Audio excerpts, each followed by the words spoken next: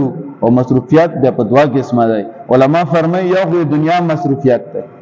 چې سره په دنیا کې مصروف شي دومره الله پاک به ور مصروفه کی چې بیا ولر مونږ توفیق هم نه ورکوي الله پاک دې موږ داسې حال نه وساتي دویم قسم مصروفیات د قبر والا دی چې بیا په قبر کې مصروفه شي نو بیا تاسو رال ته ذکر اسکار د لپاره ټیم نشته چې بیا د ذکر اسکار وکي نه د تاسو به تلاوت موقع شته چې د تلاوت نه وکي نو اوس الله تبارک وتعالى موږ تاسو له موقع را کړی دا په هغه دنیا کې چې څومره وخت دی اې دینه فائدہ واخ او ګوره زما عزتمند حدیث مبارک کې راځي چې کله جنت د جنتیانو فیصله وشي جنت ته لاړ شي نو دعا الله ته بیا کوو چې الله پاک دې موږ ټول جنت ته بوزي الله پاک دې موږ ټول جهنم نه وساتي چې کله جنتیان جنت ته لاړ شي د حدیث مبارک ز بار بار ذکر یم چې لمون ته احساس وشي لکه څنګه دل د دنیا کې چې کوم ور کوئی تعلیم سره شوق وي کنه او تعلیم سره مینه محبت وي نو چې کله هغه نتیجه وځي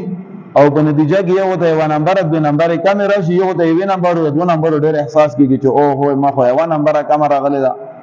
لږ مهنت مې کا نور کړو نه یو نمبر مې نور زیاته وي او دې احساس ما تخپل شوی یو ځای کې مې کله کالج دا ورو یو ځای کې مې داخله کوله داخله د جلال ده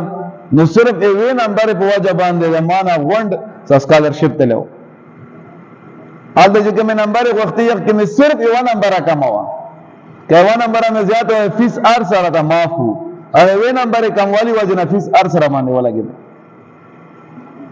نو ماته احساس وشو چې او هو یو نمبر هډه قیمتي شی دی کما چرته هغه امتحان په دوران کې کرکټ او فوټبال نه کولای او چرته مې کتاب راغسته یو غنټه مې نو ډېر سبق ویلا وای نو کې دې شي د فیس راته معفو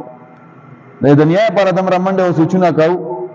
دا شان د کم ویډ کی مخبل او کتل تیر کال ما سه شاګردان امتحان نه ورکړل نه غو ځین کې چې کوم نمبر وي یو نه د درې نمبر کم راغلی نو بیا دوباره داخله وکړلې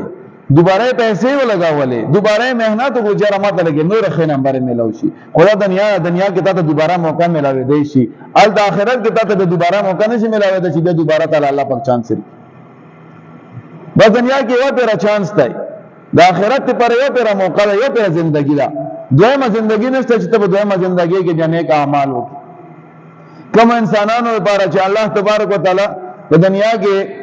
نیک عملونه نه وکړي ګناونه کړي او هغه په آخرت کې عذاب کې مبتلا کیږي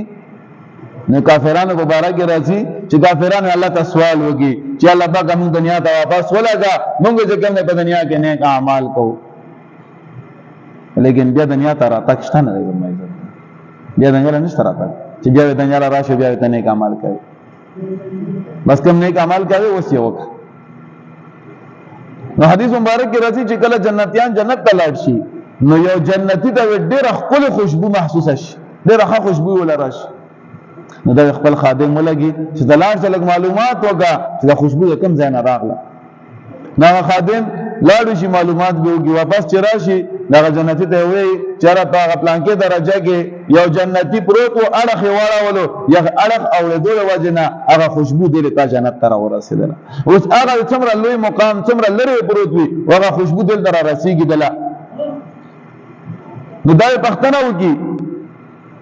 چې یو اعمال څه اعمال په دنیا کې کم نیک اعمال زمانه زیات کړی چې دا غي په وجه باندې جنت کې درجه هم بلند دا غي په وجه باندې دومره خپل خوشبو چې اړه اورې دوسره ما جنت ته رسیږي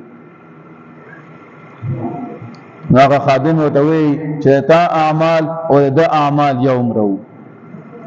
ستا اعمالو کې د اعمالو کې ډېر فرق نشته دی صرف یو فرق د سبحان الله یغي او پر په دنیا کې تا سبحان الله زیات ویلو یغي او پر سبحان الله زیات ویلو په وجبان یک مقام بلند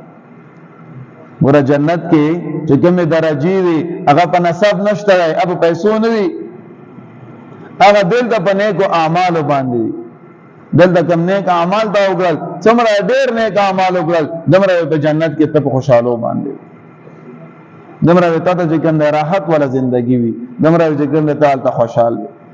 نو موږ تاسو کوشش دا وکړو چې هغه ژوند چې کوم الله تبارک وتعالى موږ تاسو لپاره کړی دی دغه نه فائدہ واخلو